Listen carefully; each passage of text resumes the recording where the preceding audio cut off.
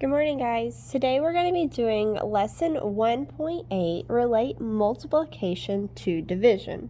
Our essential question for today is, how is multiplication used to solve a division problem? So when we go into this, it says that you can use the relationship between multiplication and division to solve the division problem. Using the same numbers, multiplication and division are opposite or inverse operations. I want you to underline that sentence right there. Using the same numbers, multiplication and division are opposite or inverse operations. So they give us the example, 3 times 8 equals 24. And that would be the same as 24 divided by 3 equals 8. It's within that same fact family that we're using these same numbers. So let's look at the problem itself. It says Joel and 5 friends collected 126 marbles. They share the marbles equally. How many marbles will each person get? So we need to underline the dividend. Remember the dividend, that's how much there is altogether. So that would be our total of 126. Oh, sorry, we're underlining it, not circling it. What is the divisor? So our question is how many marbles will each person get? So our divisor is that, going back up here, that's the number you're dividing it between. So you have Joel and 5 friends. So can I put just 5 friends? No, I have to put Joel in the middle of that. So if I have Joel and 5 friends, we have a total of 6 friends. So I'm going to write that down. Sometimes we forget to add the person that you're dividing it with, and so make sure you do that. Then it says outline a rectangular array on the grid to model 126 squares arranged in 6 rows of the same length. So I'm going to do, let's see, 1, 2, 3, 4, 5, 6. Actually, I think I'm going to need to go farther this way. 1, 2, 3, 4, 5, 6. So I have 6, 12, and I'm going to keep going until I have 26 all together. Or sorry, I have 126 all together. So I did 1, 2, 3, 4, 5, 6, 7, 8, 9, 10, 11, 12, 13, 14, 15, 16, 17, 18, 19, 20, 21. I just totally messed that up for y'all. I'm so sorry. But we all make mistakes, and so Miss Austin North is the same as y'all.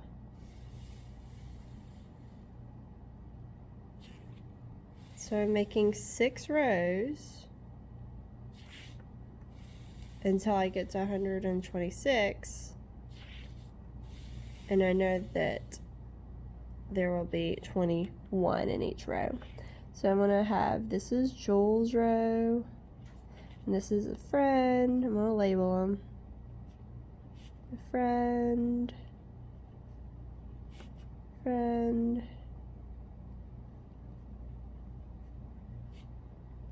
friend, and friend. So how many squares are shaded in each row? That would be how many would be in Joel's row if I was shading it. There would be 21. So it says use the array to complete the multiplication sentence. Then use the multiplication sentence to complete the division sentence. So we found out that there was 21 in each row. So 6 times 21. It's going to give me 126. Or 126 divided by our 6 rows would give us 21 in each row. So each of the 6 friends will get 21 marbles. Okay? So I could have just divided, that's how I would have done this. Once we get more into division and dividing by 2-digit numbers, that'll become easier for you to do it that way. Okay, let's keep moving on.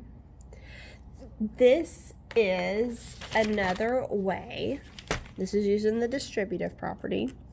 So you can use the distributive property and an area model to solve the division problems. Remember that the distributive property states that multiplying a sum by a number is the same as multiplying each addend by the sum, but added in the sum by the number, and then adding the products.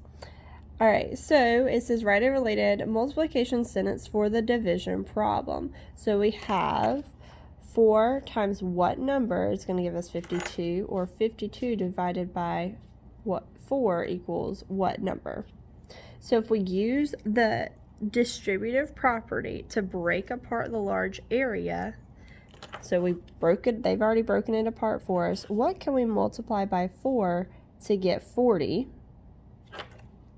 10. Okay. And then what can we multiply by 4 to get 12? That would be 3. And so if we multiplied 4 times 10 and then we add 4 times 3 would get 52. Okay, so now we would find the sum of the unknown factors in the smaller area. So then all we would do is add our sides right here. 10 plus 3, so I'm going to write it down. 10 plus 3 would give me 13.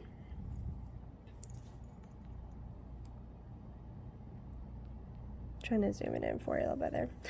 Now it says write the multiplication sentence with the unknown factor you found. So we found that unknown factor up here was 13. So 4 times 13 equals 52, and 52 divided by 4 equals 13.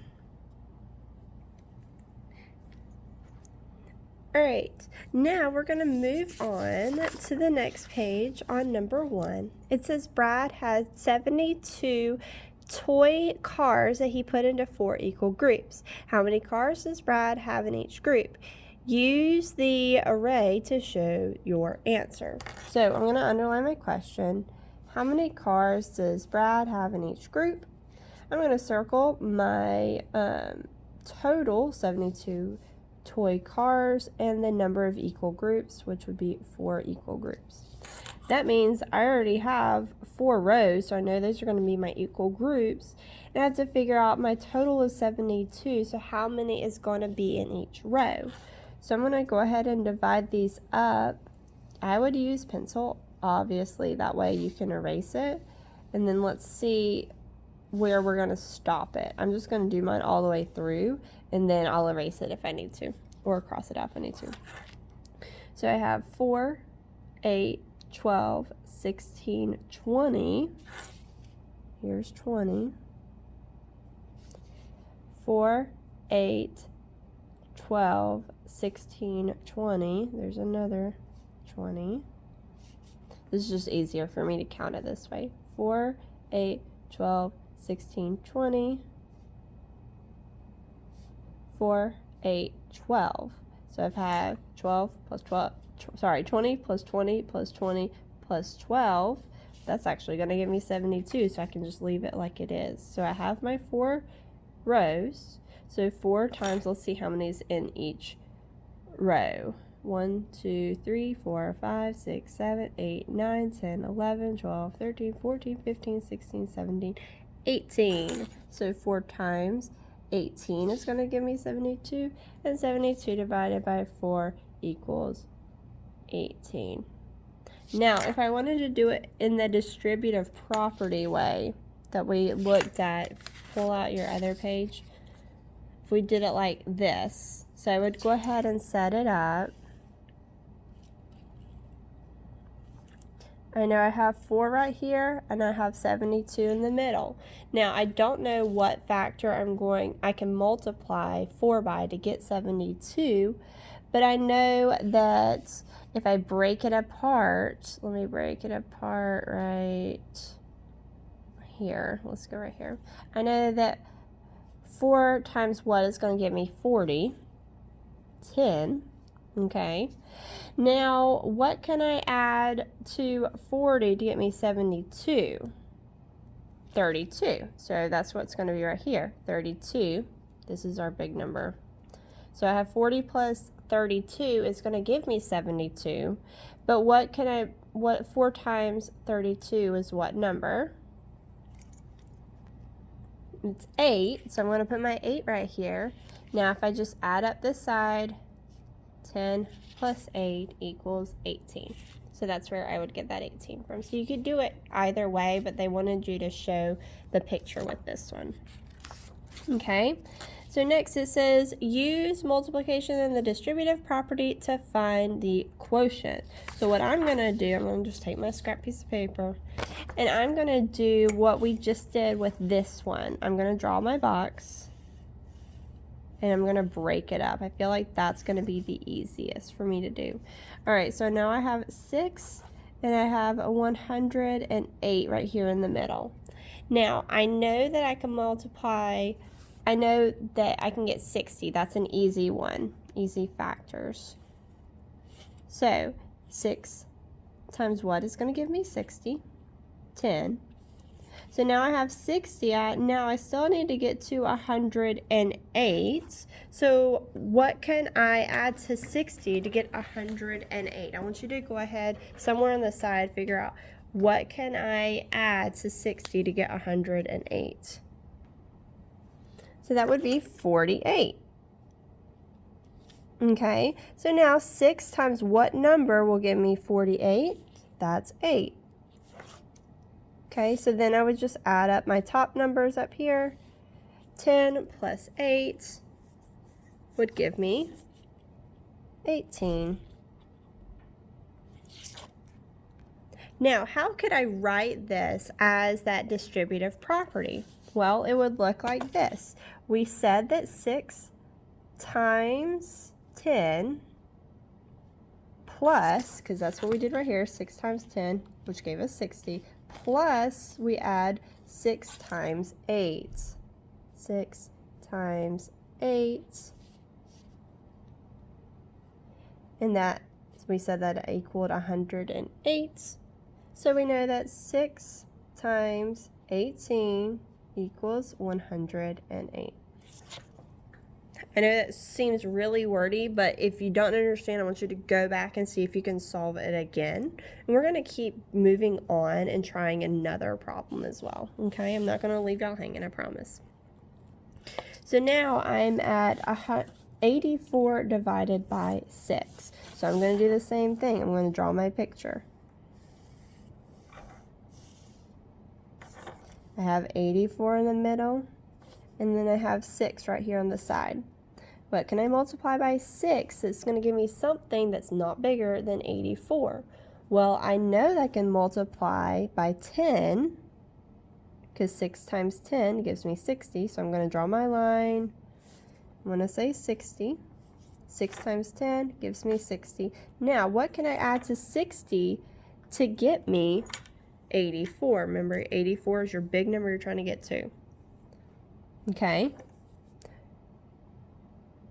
24, we add 24 to 60, and that will give us 84. So now what times 6 is going to give me 24? That's 4. Now we would add this up to get our answer.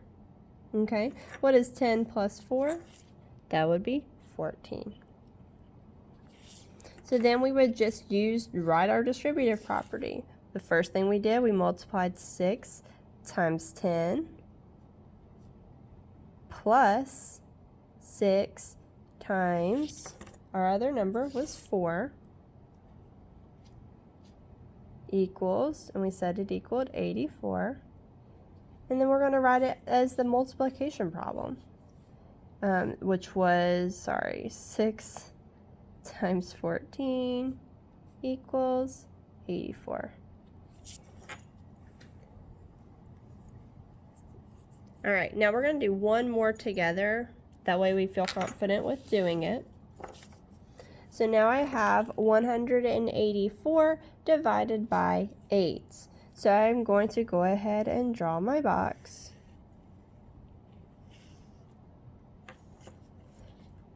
And I'm going to put my 8 right here, 184 right here. This one, I might have to break it apart a little bit further. We'll have to see how it goes.